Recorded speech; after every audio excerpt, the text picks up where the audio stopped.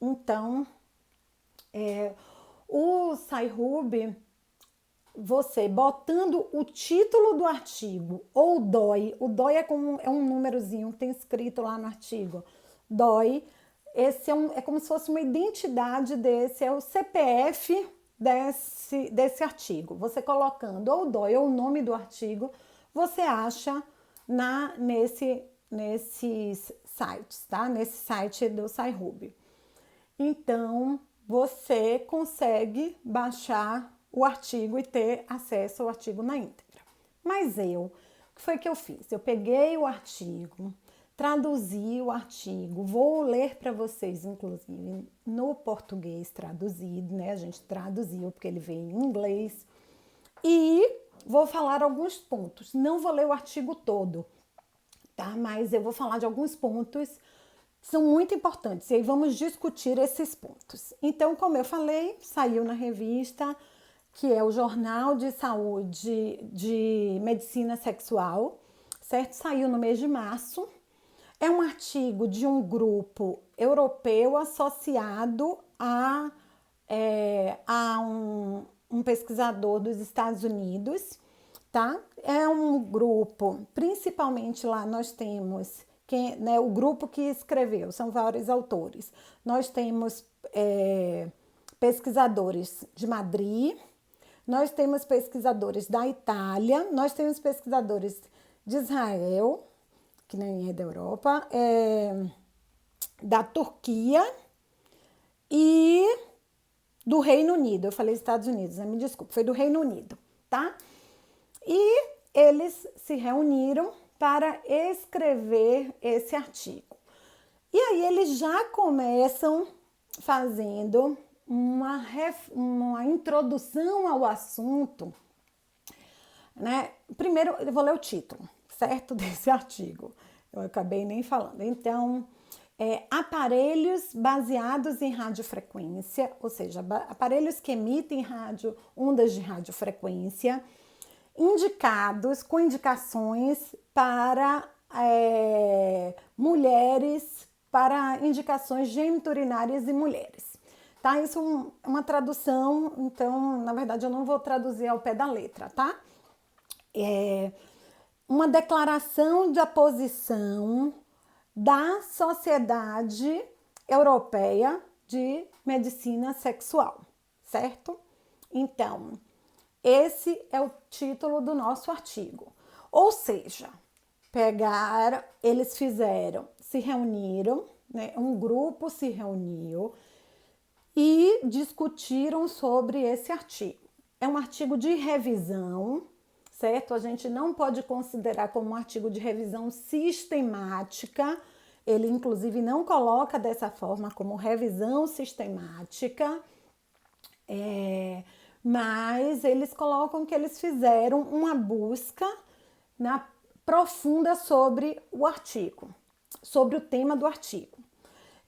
Por que eu falei que não é uma revisão sistemática? Existe uma pirâmide na evidência científica que considera as revisões sistemáticas e meta-análises os artigos que mais nos fundamentam, ou seja, que metodologicamente falando, seriam os melhores artigos para nos basearmos e para fazer o nosso tratamento, a nossa intervenção, né? Ou seja, eles fazem através de uma busca e uma análise sistemática, eles têm informações que vão ajudar o especialista a tomar decisões na hora da sua conduta.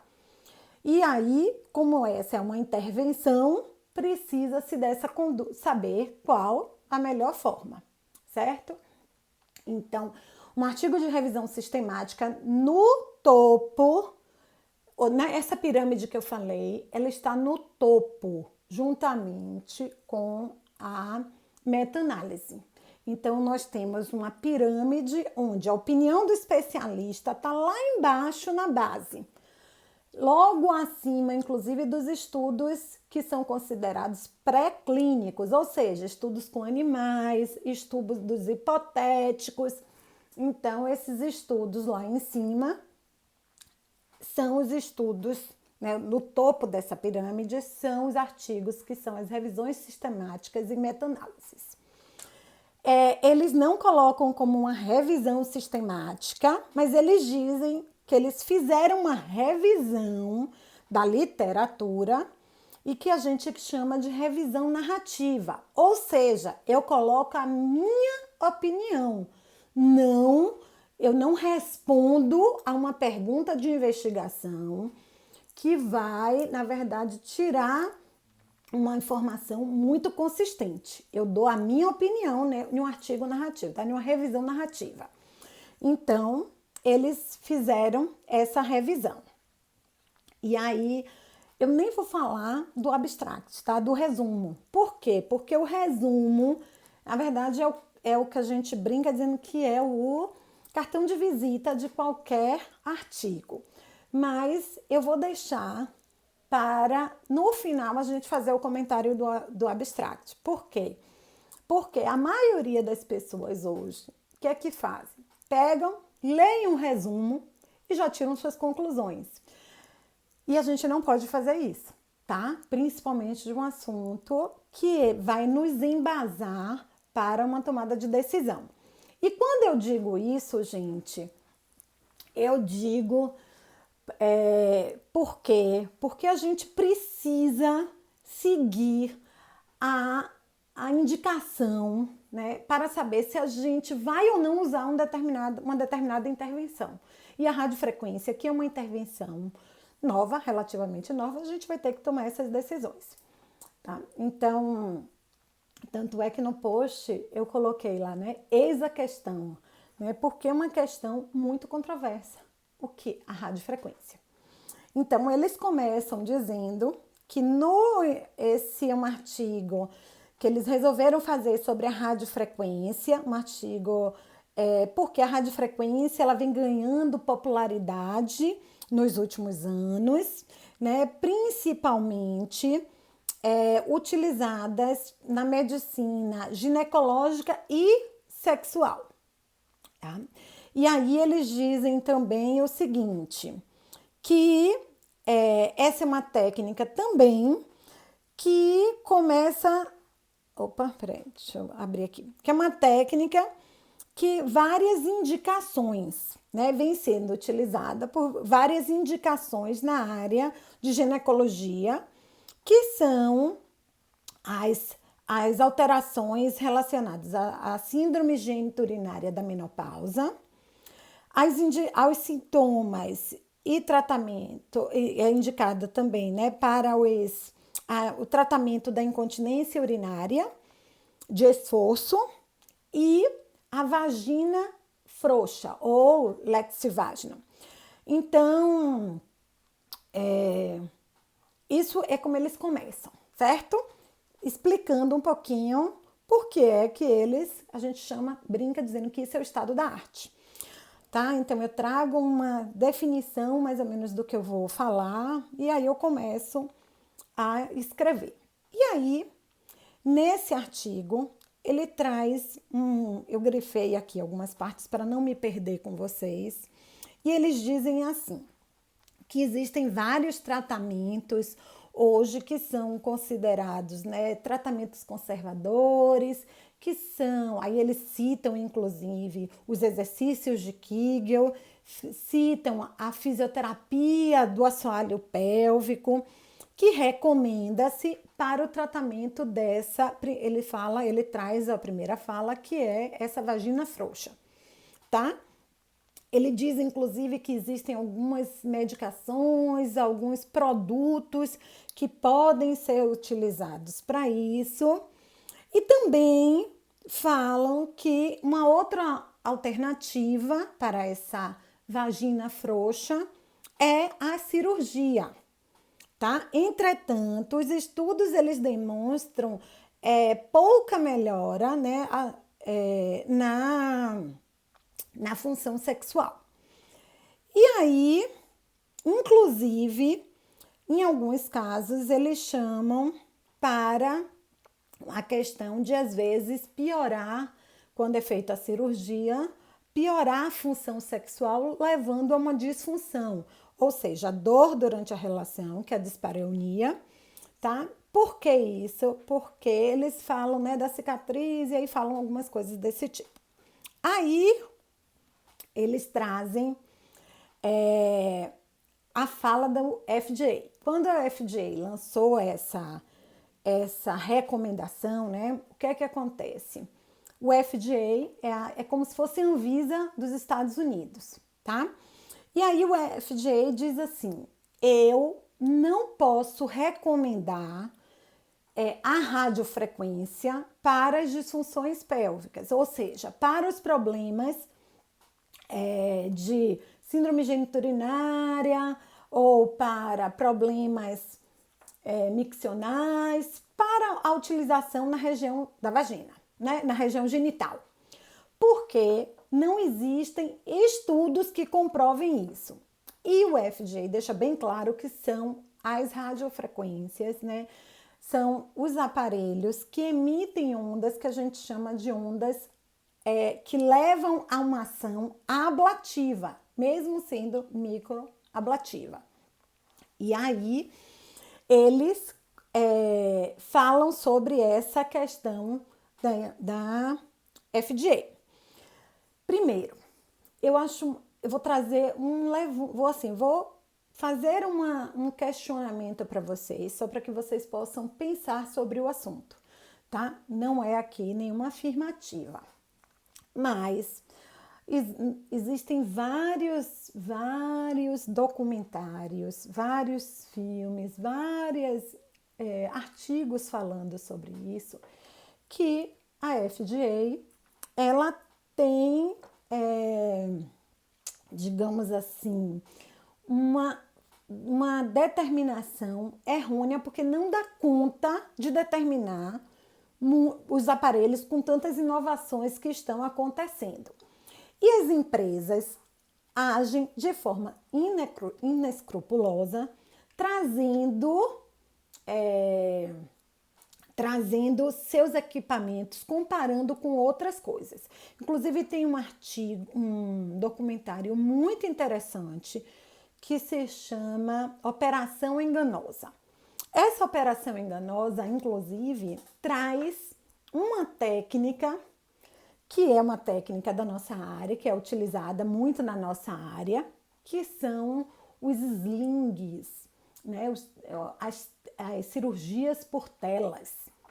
E eles mostram que a falha terapêutica, ou seja, os efeitos adversos que acontecem, são muito graves. Mas, engraçado, né? Isso não é falado, não é citado toda hora, né?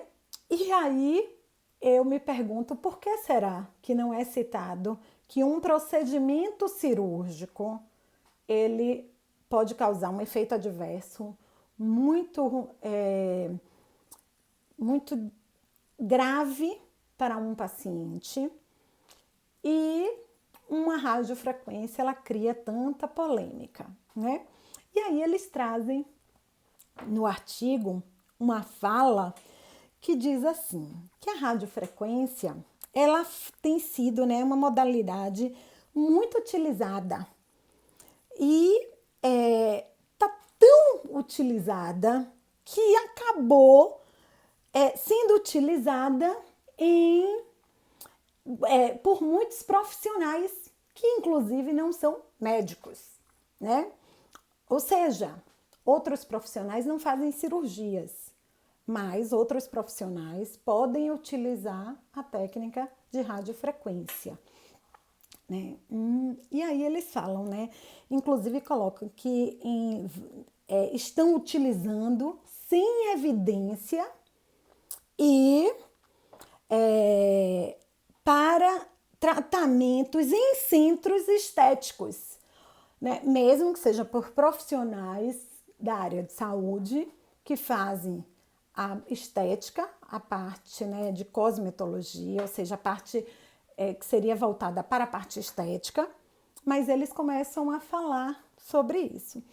Engraçado, novamente eu digo, você não encontra artigos de sociedade dizendo ou sendo citados o tempo inteiro, dizendo que o TVT não deve ser utilizado, que o sling não deve ser utilizado, porque são técnicas que só os médicos, né, realizam, não são realizadas por outros profissionais. Fica aí um questionamento para que a gente reflita. Por que será que hoje se tem tanta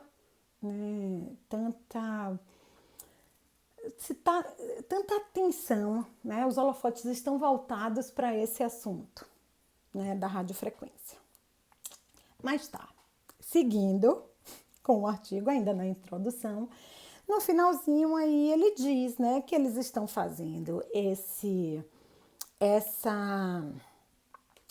artigo, eles estão estudando, né, resolveram fazer esse artigo para estudar melhor o assunto e poder dar uma recomendação ou não para os profissionais médicos que trabalham na área. Então, a sociedade, quem se propõe a fazer é a Sociedade Europeia de Medicina Sexual, tá? Então, foi eles que se proporam a fazer. Aí agora eu vou falar da metodologia. Então, eles finalizaram, né, dizendo por que eles estão tão preocupados, né? Inclusive, eles trazem essa fala. Eu acho que seria interessante até ler como eles falam, mas aí vou ter que procurar aqui no artigo, é porque eu grifei algumas coisas, mas tá. Então, vamos falar agora dos métodos. O método é algo muito importante quando a gente está construindo um artigo científico. Por quê? Porque eu preciso ter a capacidade de reproduzir. Quando é que a gente considera um bom artigo, né? Assim, metodologicamente falando. Que eu elimine os vieses. O que é eliminar os vieses? Que eu elimine as falhas, os erros.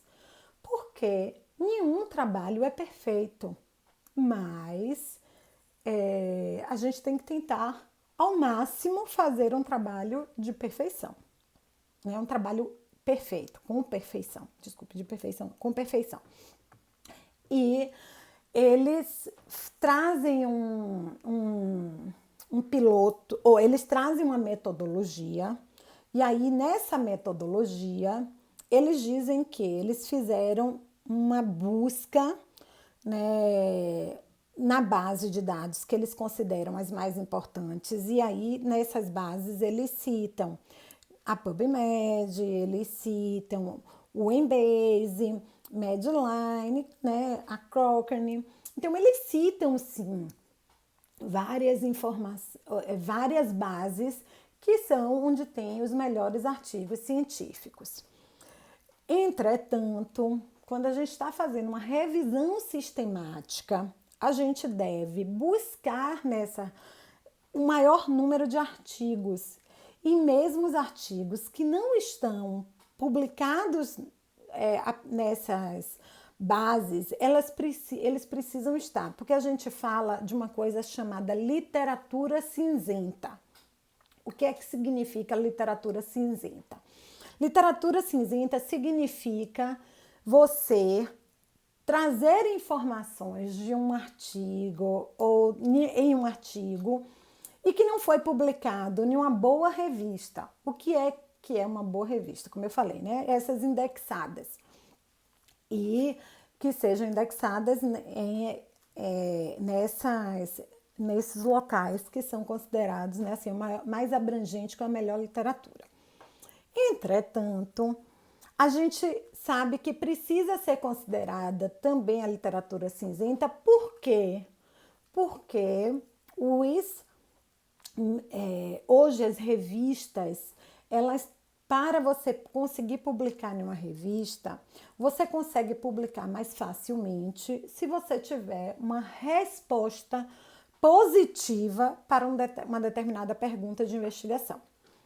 E isso foge completamente do que a gente chama medicina baseada em evidência, né? Porque eu acabo publicando somente aquilo que interessa a comunidade. E aí a comunidade, quando eu digo, são as próprias revistas, são as indústrias. Não, quando eu digo, não é só a indústria farmacêutica, não. Eu digo indústria, né, mesmo o comércio, ou seja, a indústria de equipamentos, a indústria né, técnicas, porque hoje nós fisioterapeutas, inclusive, hoje nós sabemos que nós vivemos em uma indústria, né? Um monte de gente aí vai lá, patenteia, porque no Brasil não se pode patentear técnica e vende muito, principalmente na área de estética, a gente tem isso, né? As pessoas vão lá, falam de uma técnica, patenteiam essa técnica, que na verdade não é, não, como eu falei, não existe patente no Brasil de técnica, você existe registro, você pode fazer um registro, mas você não pode dizer que essa é uma técnica sua, porque técnica não é patenteada no Brasil. Nos Estados Unidos, sim, técnicas são patenteadas. Aí você teria que ir para lá para fazer lá e as pessoas aqui no Brasil não poderiam fazer. Mas aí a gente entra numa outra conversa. Mas voltando à questão das revistas, né? Ou do banco de dados. Então, eles estipularam somente revistas que estavam sendo consideradas as melhores revistas, tá? Ou seja, nos locais onde teriam publicações que seriam consideradas melhores publicações. Aí eles trouxeram uma outra informação um outro ponto que me traz uma interrogação. Eles delimitaram o tempo de estudo, mas aí eu acho que, na verdade, não foi uma delimitação de tempo, foi quando surgiu o primeiro artigo da área, mas eles fizeram uma limitação à língua, ou seja, eu só vou avaliar quem publicou em inglês, ou seja, quem mais publica que não seja em inglês, eles não leram, né, o artigo. Ótimo, isso já é uma interrogação. Metodologicamente falando, eu não posso fazer isso. Por que eu não posso? Não é que eu não posso, eu não devo fazer isso. Por que eu não devo? Novamente, porque eu vou estar tirando conclusões que são baseadas em uma informação que não é a mais verídica, digamos assim. Mas tudo bem, eles fizeram. E aí eles disseram que limitaram as evidências, né, por conta da qualidade dos estudos, porque os estudos não eram muito com boas qualidades. Quando você faz uma revisão sistemática, você deve fazer, principalmente com ensaios clínicos randomizados ou semi-randomizados. Aí eles não acharam, começaram a utilizar o que a gente chama de ensaios clínicos de braço único, ou seja, pegaram artigos que tinham sido publicados sobre o tema, mas mesmo que fosse sem grupo controle, né? Ou seja, mesmo que não fosse randomizado ou semi-randomizado e que não tivesse grupo controle. Então eles fizeram. Mas eles delimitaram uma outra coisa que me chamou muita atenção. Eles colocaram que o mínimo de pacientes teria que ser 15 pacientes. E se você olhar, a maioria dos estudos pilotos, né, os estudos que nós temos piloto na nossa publicados, eles têm 10 pacientes. E por que será que eles não usaram esses estudos? Eu não sei, tá? Aí fica uma outra interrogação. Mas vamos lá.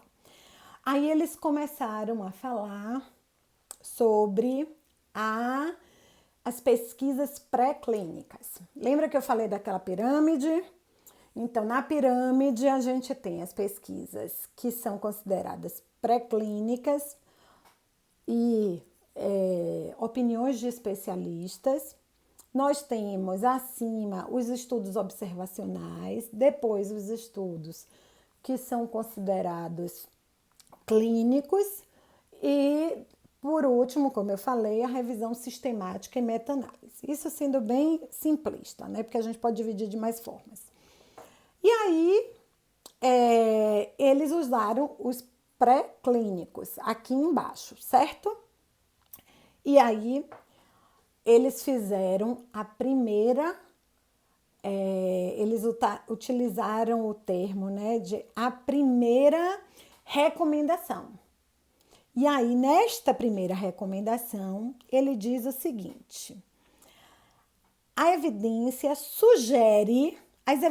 sugerem que a radiofrequência, os aparelhos de radiofrequência, podem ter um efeito de troca celular em tecido conjuntivo da vagina, certo? Por que que eles fazem essa primeira recomendação, né? Essa primeira declaração, não é nem recomendação, desculpem, declaração. Eles dividiram em 6 declarações. E aí a primeira declaração, ele diz isso. Então, pode ser. Por quê? Porque ele mostra que os estudos que apareceram, mostraram que há uma modificação tanto do colágeno quanto da elastina nos tecidos, nesses estudos pré-clínicos, e poderia, assim, ter um efeito na vagina. Aí, eles fazem essa primeira declaração. E aí eles mostram a evidência, e aí na evidência eles citam a radiofrequência monopolar com resfriamento. E aí eu trago a primeira questão para a radiofrequência. Vocês, quem trabalha com radiofrequência, sabe que nós temos vários tipos de radiofrequência. Então, a radiofrequência ela pode ser considerada ablativa ou não ablativa, tá? Ablativa, o nome já diz. Eu secciono, eu jogo uma energia naquele tecido que causa uma secção daquele tecido. Ele causa um processo inflamatório tão agudo que proporciona uma lesão naquele meu tecido. E ao fazer isso, isso é a ablativa, né? Então eu secciono. A não ablativa, como o nome já diz, eu não secciono. Eu gero um aumento da temperatura, eu jogo uma potência, jogo uma quantidade de energia suficiente que não vai cortar. Então imaginem aqui, é como se eu pegasse, vou pegar um papel aqui para poder tentar mostrar para vocês. Tá, aqui. Olhem aqui. Eu pego esse tecido, um pedacinho de papel, e aí eu jogo uma energia aqui que só faz modificar a fibra. Ou então eu jogo uma energia que faz isso, corta. Mas eu também posso jogar uma energia que é tão pontual, que é tão pequenininha, que ao invés de cortar desse jeito, só faz um furinho. E isso a gente chama de microablativa. Só que, ó, gente, tem uma secção, certo? Tem uma perda da secção daquele tecido. Então, isso são as microablativas ou ablativas, tá? Lógico que a gente está falando que não vai, né, cortar o braço de um paciente, não é isso. Nem vai cortar a vagina, né, tirar, não é isso, tá? Mas eles falam sobre isso. E aí eles falam nesse artigo que eles, inclusive, não conseguiram ter essa informação por várias técnicas de radiofrequência. Aqui eles falaram, aqui eles têm essa informação, é a monopolar com resfriamento. O que é com resfriamento? Ela joga a energia, essa energia vai aquecer o tecido, tá? Por uma mobilização iônica, vai aquecer aquele tecido. Só que aí eu venho e jogo um resfriamento para que meus receptores dolorosos, para que minha sensação não seja tão ruim. E aí ele acaba utilizando, ou até mesmo para tentar preservar um pouco mais a camada superficial, porque lembra que eu falei que a radiofrequência ela é uma técnica diatérmica que vem um calor de dentro para fora. Então, se aqui fora eu jogo frio, quando esse calor chegar aqui, ele não queima aqui fora. Então, vai ser mais difícil dele seccionar, tá? Mas lá dentro, ele aqueceu bastante, ok? Então, vamos lá. Aí eles dizem que essa radiofrequência, então ele vem, então ele divide, como eu falei, ele divide o método assim, em pesquisa pré-clínica, aí ele diz qual é a primeira declaração dessa sociedade, ele coloca qual foi a evidência que ele se baseou para essa declaração, e aí ele cita, né, alguns artigos, poucos, na verdade ele cita um artigo, mas que foi com esse tipo de radiofrequência, tá?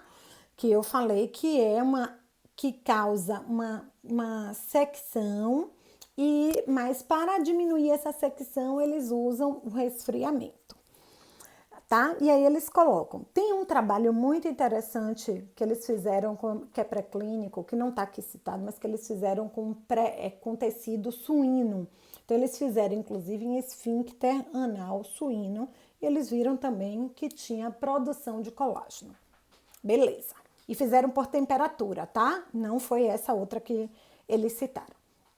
Pronto. Então, eles trazem, como eu falei, a pré-clínica. Na pré-clínica, ele traz a declaração que ele diz que parece ter uma modificação, que os estudos mostram, né? Ter uma modificação, mas que precisaria ser um estudo mais sério, mais detalhado em tecido vaginal, tá? Essa é a primeira, como eu falei, declaração.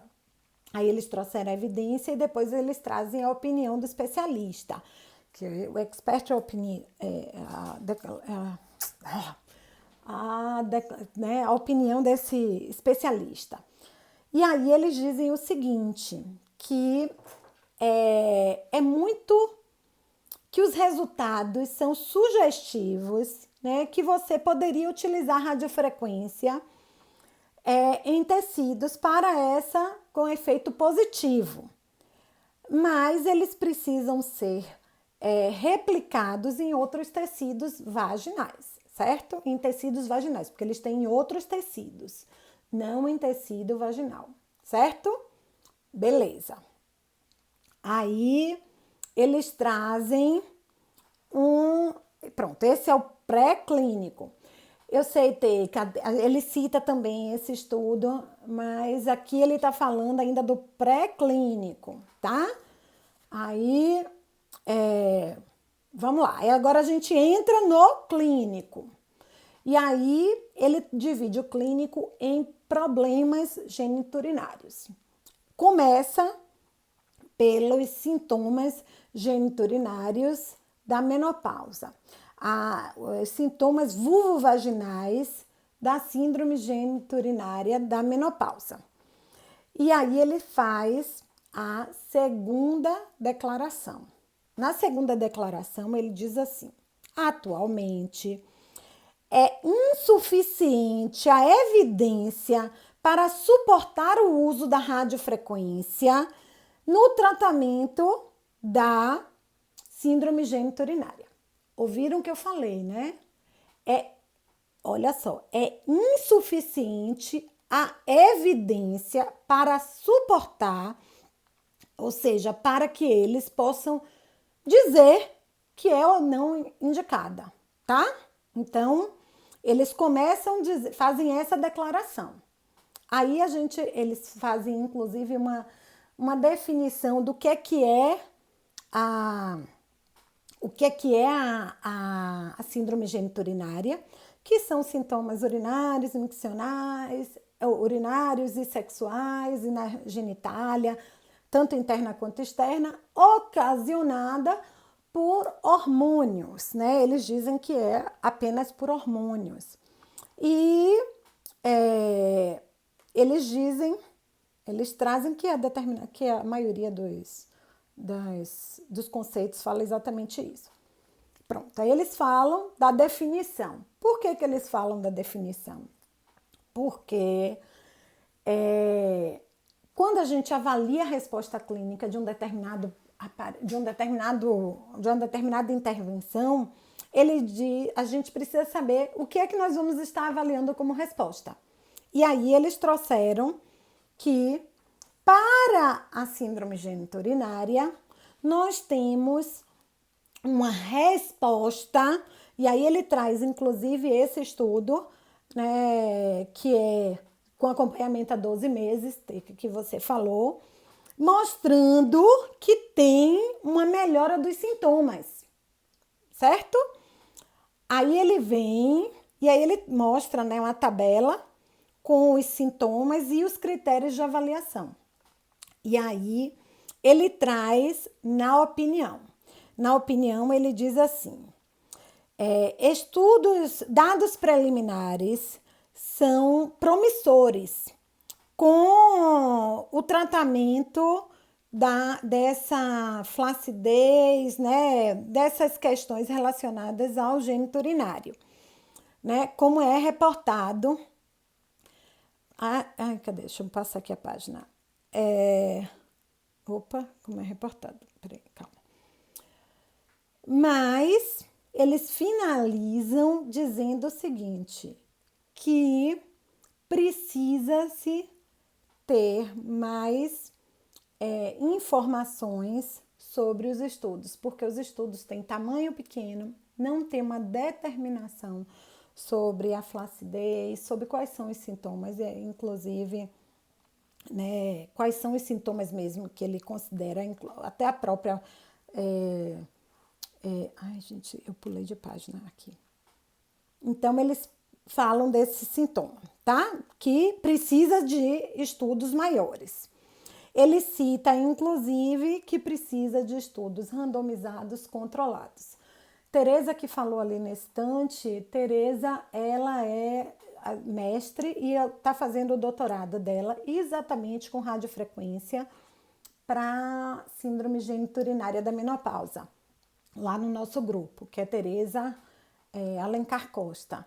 E Tereza, em um ensaio clínico randomizado, que nós já estamos com os resultados preliminares, a gente viu que tem uma resposta, sim, principalmente na sintomatologia.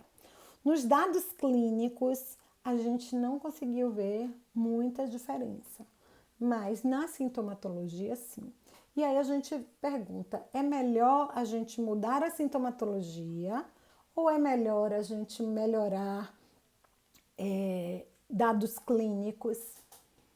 Fica uma outra interrogação para vocês, tá? Ok. Aí, a gente traz... deixa eu passar aqui, eu tô me batendo com esse, pronto. Aí, ele traz agora a radiofrequência para a incontinência urinária de esforço. E aí, na radiofrequência para a incontinência urinária de esforço, ele diz que... Gente, ele falou de outros aqui antes, eu tô falando da flacidez, estou dizendo que eu pulei. Ele estava falando da geniturinária, tá? Da geniturinária, ele fala que precisa se conhecer mais as modalidades, né, de radiofrequência e precisa se definir quais são os sintomas, porque melhoram algumas coisas, mas outras não melhoram. Tá. Aí ele vai para a vagina larga, ou seja, frouxa, né, esse termo, vaginolexia. E aí essa vagina larga, vagina frouxa, eles dizem, aí eles fazem a terceira recomendação. E a terceira recomendação é que não dá para poder fazer nenhuma recomendação, porque não existe nenhuma definição do que é, certo? Então, não dá para falar se eu posso ou não fazer a radiofrequência, tá? E aí eles trazem as definições, trazem as evidências. Tiveram estudos de 1 até 12 meses fazendo a radiofrequência para isso. E nesse estudo, ele cita o nosso estudo, que foi o primeiro estudo publicado da radiofrequência, um ensaio clínico randomizado, publicado para essa, né, Lexivaginal, Na época a gente fez para a avaliação da aparência, a gente não avaliou a vagina, a gente não avaliou porque a gente estava fazendo com um objetivo que era avaliar a aparência, ou seja, avaliar a parte cosmética estética. Mas ele cita o nosso estudo, inclusive, se vocês forem lá na referência 29, é o nosso estudo, que foi o randomizado. Pronto. Aí ele traz qual é a opinião deles? Eles já fizeram a declaração que eles não podem, não tem como dar uma opinião, ou seja, não tem como dar uma determinação, visto, eu pulei, agora que eu vi, mas eu tô voltando, visto que esses dados são preliminares, mas que eu precisaria ter uma informação melhor, uma definição sobre o que é essa vagina frouxa, e eu precisaria também analisar individualmente essas informações. Além disso, eles dizem que precisaria de mais ensaios clínicos randomizados e que precisaria de mais também de estudos, né, uma determinação disso, como é que a gente vai utilizar essa vagina, né, essa nomenclatura, essa definição. Aí eles passam para a incontinência urinária de esforço, que é a quarta declaração. Na quarta declaração, eles dizem o seguinte: dados preliminares sugerem que o uso da radiofrequência vaginal pode melhorar subjetivamente e objetivamente sintomas de incontinência urinária de esforço leve a moderado, tá? Mas os dados que estão disponíveis não nos permitem uma recomendação firme. Ou seja, até agora, gente, em 4 declarações, eles não disseram que eu não posso ou não devo fazer a radiofrequência, tá? Eles estão o tempo inteiro me dizendo: vocês precisam estudar mais, precisam mostrar as técnicas para a gente dizer se pode ou não fazer. Eu não sei se vocês sabem, a ICS, a ICS, que é a de eletroestimulação, até 2002, 2004, não tenho certeza, eles não recomendavam a eletroestimulação para tratamento das disfunções pélvicas, porque não tinham estudos que suportassem. Vocês sabiam? Ok. Só fica um ponto para que a gente questione se, na verdade, a gente deve dizer que não deve ser utilizado ou se a gente deve meter a mão na massa e fazer mais ensaios clínicos randomizados para dar respostas às nossas técnicas que a gente está indicando para os nossos pacientes. Então, fica aí o questionamento, tá? Aí, então tá, a gente está em incontinência urinária de esforço. Em incontinência urinária de esforço, eles falam de alguns artigos, mas eles não dizem, né, qual é a modalidade que foi utilizada. Como eu falei, se foi a ablativa, microablativa, não ablativa, eles não dizem. Inclusive, nós temos um artigo que foi um estudo piloto com 10 pacientes publicado em PubMed em inglês, mas que não foi citado, porque eles colocaram que deveria ser com 15 pacientes, tá? E nós mostramos que tinha segurança e que tinha melhora tanto dos sintomas quanto os dados objetivos em incontinências urinárias leves a moderadas, tá? Beleza. Aí, eles trazem as evidências, eles trazem 4 artigos para isso, desculpe, 4 não, 1, 2, 20, mais 7, eles trazem no total 7 artigos, né, falando sobre essa radiofrequência vaginal para incontinência urinária. E aí eu acho que é por isso que eles não citaram, não, também que tinham 10 pacientes, mas tá. Mas eles falam de uma radiofrequência vaginal. E aí eles dizem que houve uma melhora entre 57% e 78% dos pacientes. Melhoraram de uma forma substancial, né? Com a radiofrequência. Esse sintoma da incontinência urinária teve uma melhora substancial de 57% a 78%. Aí eles passam, e houve também modificações de tecido histológico, ou seja, periuretral, foi feita, né, a histologia e foi visto que ali tinha a modificação de colágeno. Inclusive, em 2018, nós apresentamos o ensaio clínico randomizado no evento da ICS. O nosso ensaio clínico randomizado da ICS de radiofrequência para incontinência urinária de esforço, ele já está, inclusive, disponível. Vocês podem ir lá no site da ICS e tem a apresentação. Quem fez a apresentação, inclusive, foi Cristina Brasil. Acho que tinha dado uma pausa aqui, mas tá. Cristina Brasil, ela fez a apresentação e tá lá o vídeo, além do texto, e aí vocês podem ter acesso a esses resultados preliminares e a gente depois concluiu, já mandamos para publicação, mas ainda não foi publicado.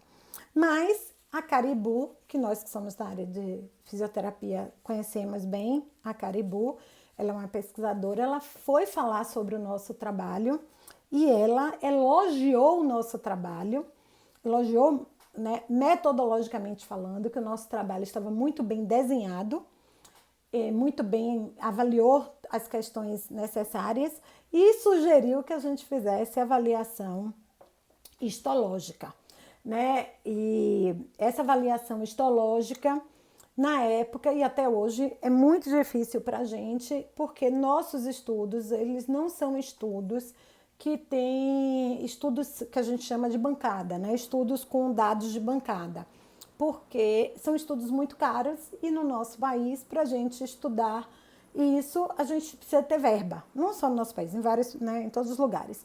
Só que no nosso país especificamente, a gente tem uma maior dificuldade porque os laboratórios pagam, mas as empresas que trabalham com a fisioterapia, que trabalham com esses equipamentos que são utilizados na fisioterapia, acabam não pagando para os nossos estudos. São poucas as empresas que estudam bem sobre isso, né? Que investem nisso.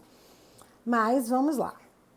A gente, inclusive, tem hoje uma solicitação para estudar a radiofrequência, mas que não paga os exames, né? Que é de uma empresa da Intravaginal, que é uma empresa espanhola que me pediu para poder estar estudando isso para eles. E tem uma outra empresa que provavelmente é a Ibramed, né? Que agora provavelmente a gente vai conseguir fazer melhores resultados ou fazer melhores avaliações. Mas a gente ainda não tem, tá? A gente começou. Essa é uma empresa que tem hoje investido muito na pesquisa em fisioterapia, que é a Ibramed. Mas tá, voltando aqui a esse estudo. Então, eles, né, como eu falei, eles dividem, eles fazem, né, primeiro a declaração, mostram a evidência e aí dão uma opinião. Na opinião, eles dizem o seguinte, que o número de pacientes incluídos e os estudos disponíveis, essas duas informações têm pequeno número, né, de estudos e pequeno número de pacientes, para que a gente tenha conclusões finais. Números maiores de pacientes, acompanhamentos mais longos e ensaios clínicos randomizados com uma população cuidadosamente detalhada. O que é isso? Uma população que seja adequada para o estudo. É recomendado para validade para estudar, né? Para a gente ter maiores recomendações sobre a validade, a eficácia e a segurança. Ou seja, até agora, gente, olha só, aqui tá me dizendo que vai interromper meu vídeo, porque tá muito longo. Se interromper, eu vou voltar, tá? Eu hoje não vou parar às 18 horas, como eu tinha dito, tá? Que tá dizendo, ó, em 1 minuto e 13 vai interromper. Vou até salvar aqui para poder vocês verem. E tá, mas eu vou voltar, então entrem logo depois. Hoje eu não vou fazer a parada às 18 horas como eu tinha feito, eu já conversei com minha família, porque eu acho que eu preciso concluir essas informações aqui para vocês, tá?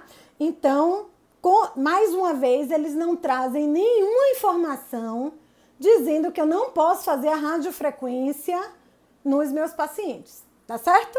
Até agora, nenhuma. Eles não dizem que eu posso, que eles não recomendam, porque não tem evidência. Mas até agora, a segurança, os resultados que se tem são resultados promissores para essa técnica. Beleza? Voltamos agora para uma outra questão que é a função sexual. E aí, na função sexual, gente, faltam 14 segundos. Eu não vou... gravem as perguntas de vocês aí, porque no final da live eu vou responder, tá certo? E vocês me fazem novamente, porque eu não vou poder voltar para isso. Ok?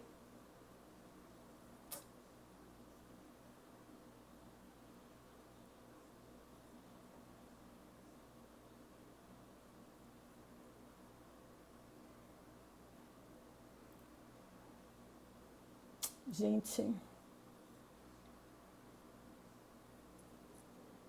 Oi, voltei. Eles não me deixaram nem salvar a live, gente. Vocês acreditam? Tô arrasada, porque eles não me deixaram nem salvar a live. Eu fico abismada com isso, eu não sei.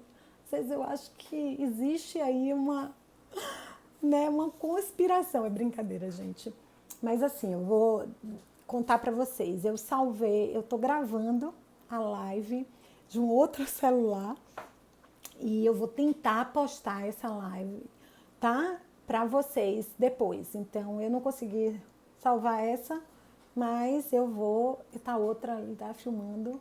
E aí eu vou tentar postar. Eu ainda não sei como é que eu faço isso, mas eu vou fazer. Não se preocupem. Então, voltando, né? A gente já tinha falado, né? De incontinência urinária, de vagina frouxa e da síndrome geniturinária, certo? Aí agora a gente vai falar da saúde sexual, certo?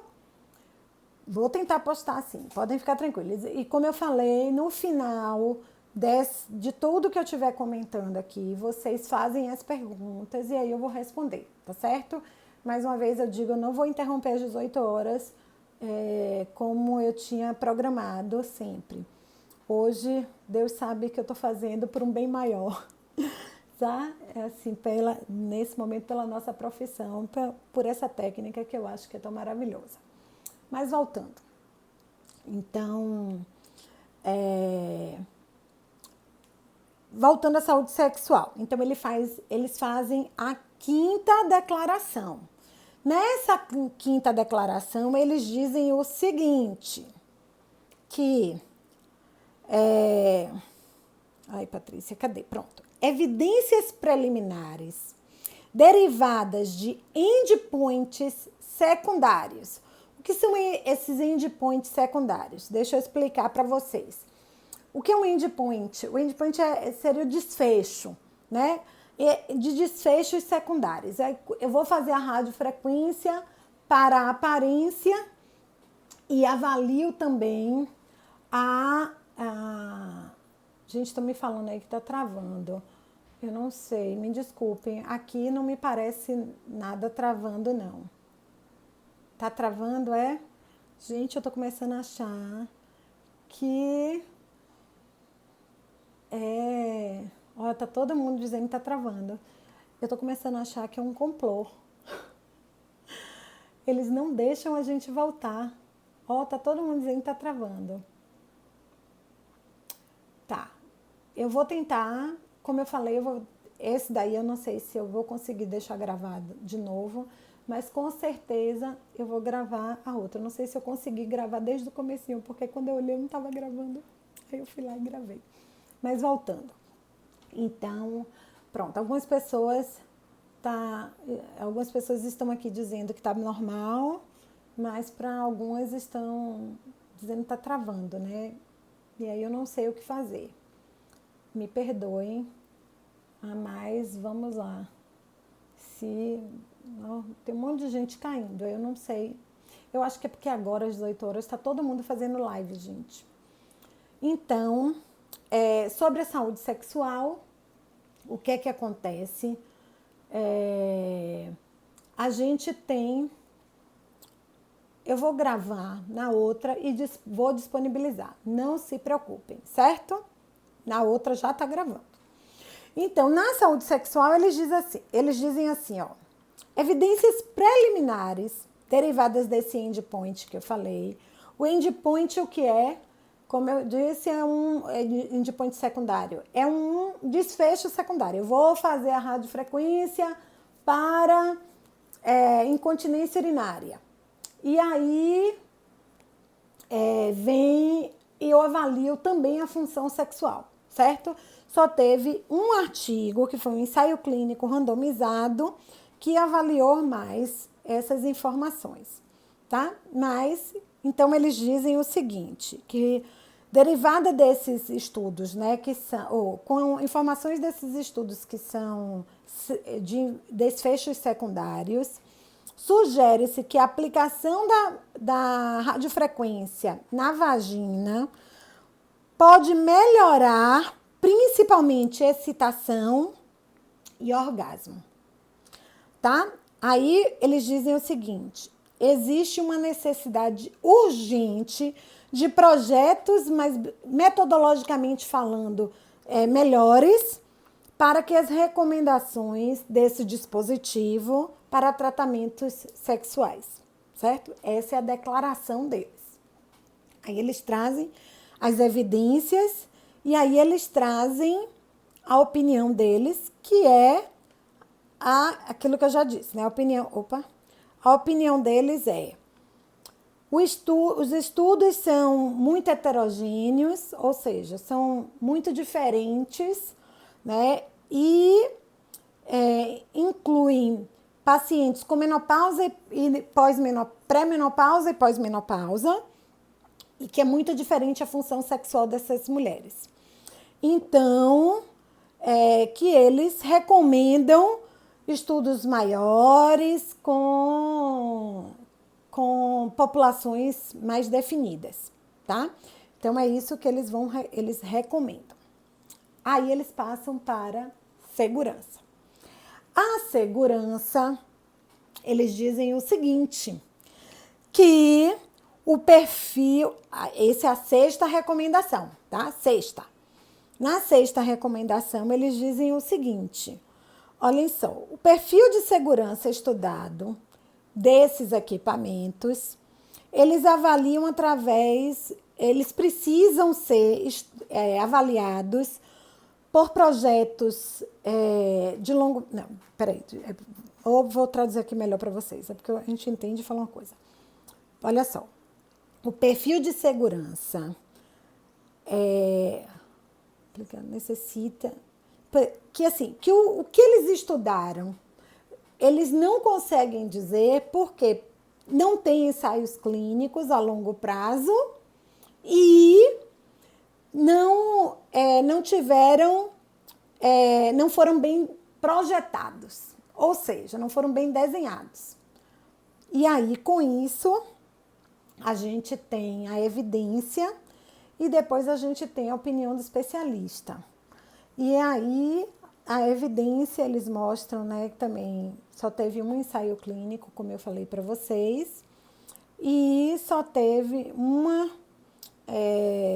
e aí, nessa opinião do especialista, eles dizem que, embora a maioria dos dados sejam de informações do equipamento, comerciais do equipamento, estudos mais evidentes, assim, de que estudem de uma forma prospectiva, ensaios clínicos, precisam ser e que avaliem principalmente a segurança. Mas, ou seja, nenhum estudo mostrou que a radiofrequência não é segura, mesmo os não ablativos, ou mesmo os ablativos, tá? Ou microablativos.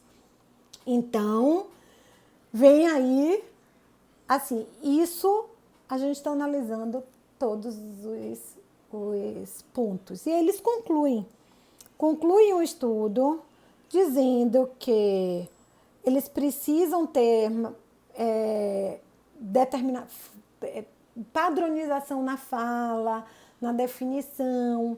Eles precisam ter mais ensaios clínicos para conseguir determinar se deve ou não a radiofrequência ser utilizada. E aí,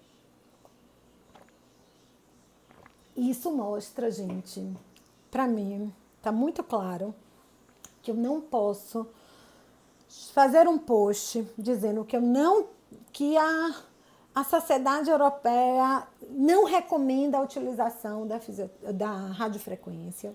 Isso é um crime. Gente, isso é falsidade, né? É uma propaganda enganosa. E eu vou deixar aqui com vocês, inclusive, alguns questionamentos, tá? Então, o primeiro questionamento que eu vou deixar para vocês é: por que será que hoje se tem tantos holofotes voltados para a radiofrequência?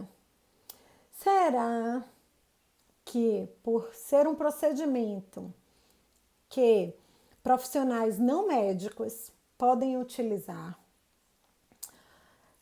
são técnicas? Nós hoje estamos tratando problemas com técnicas não cirúrgicas, que diminuem o custo para o nosso paciente e diminuem o custo para os gestores em saúde, e com menor risco, inclusive, do que as cirurgias, menor risco que tudo? Ou será que, né, a gente está brigando aí com uma classe que tem um poder maior? São só levantamentos, tá? Reflexões. Eu não posso dizer para vocês hoje o que é de verdade que tem acontecido, mas eu deixo aí esse pensamento para vocês. Outra questão é: a gente precisa saber muito bem o que está fazendo para não fazer bobagem, porque a radiofrequência é uma técnica, sim, perigosa e que pode causar lesão em pacientes e que pode ser muito prejudicial. Mas se ela for bem feita, ela foi indicada para o problema certo, nós vamos ter uma melhor resposta, óbvio, como qualquer técnica. Então, vale a pena a gente se aprofundar, tá? Então, tem um postzinho que eu sempre coloco no Instagram que é assim: eu tenho que ler. Se eu não leio, eu sou obrigada a acreditar naquilo que me falam. Então, gente, nem sempre a fala vai ser de uma pessoa que quer divulgar o que é mais específico, né? O que é mais correto, digamos assim. Então, fica aí mais uma reflexão para vocês. Antes de vocês tirarem qualquer conclusão, estudem, leiam o artigo na íntegra, analisando de uma forma crítica, não apenas de uma forma, como eu diria, superficial, ou seja, a leitura ela precisa ser uma leitura crítica, que é isso que faz a medicina baseada em evidência, tá? Ela traz o dado e você criticamente vai analisar esse dado, interpretar esse dado. Então, eu sugiro a vocês que sempre que forem tomar uma decisão, tomem uma decisão baseada em uma literatura que seja, né, confiável e com parâmetros que são parâmetros adequados, tá? Porque eu acho que Instagram me desculpem, mas o Instagram não é local de você aprender nada, tá? Não é por meio de um post que eu vou tomar uma decisão da minha conduta como profissional de saúde. Eu posso sim fazer acender uma luzinha e a partir daí eu vou estudar, vou me aprofundar no assunto, para a partir desse aprofundamento do assunto eu decidir se eu vou ou não utilizar aquela intervenção, tá? Então eu convido vocês a fazerem essas reflexões. Espero que eu tenha contribuído com esses esclarecimentos. Eu não vi mais as mensagens e como eu falei para vocês, eu não vou conseguir ter acesso às informações porque eu não consegui nem salvar. Eu não sei o que está acontecendo, eu não sei se o Instagram ele tem, tem muitas pessoas hoje fazendo lives, né, por conta desse isolamento social que nós estamos vivendo. Eles estão, né, sobrecarregando. Eu vou até repensar se não seria melhor a gente começar um pouquinho mais cedo, 16h30. Eu acho que a gente pode fazer isso, tá? Mas foi um prazer estar com vocês mais uma vez e eu deixo aqui a sugestão de que façam a leitura cada vez maior sobre os assuntos, que raciocinem, pensem criticamente em cada assunto. E isso não é só para radiofrequência não, gente. Eu não sei se vocês sabem, os artigos mostram que o tape, por exemplo, até agora não tem evidência que suporte. E vários colegas utilizam, vários colegas, né, fazem a utilização e recomendam. Entretanto, você não vê post, né, de outras pessoas dizendo que não se deve usar. E aí eu fico pensando que será que não existe aí também uma questão de uma classe tentando impedir, e são só reflexões, tá, gente? Tentando impedir que outros profissionais consigam atuar com técnicas, né, e atuar tendo respostas positivas em patologias com técnicas que podem ser aplicadas por profissionais não médicos, em patologias que antes eram tratadas exclusivamente por médicos. Então, será? Não sei. Vamos pensar, vamos criar, né, uma consciência reflexiva sobre esses assuntos, tá? Espero vocês em outros momentos e amanhã estaremos juntos de novo. Um beijo e eu vou deixar salvo, vou postar aqui para vocês, tá? Um beijo.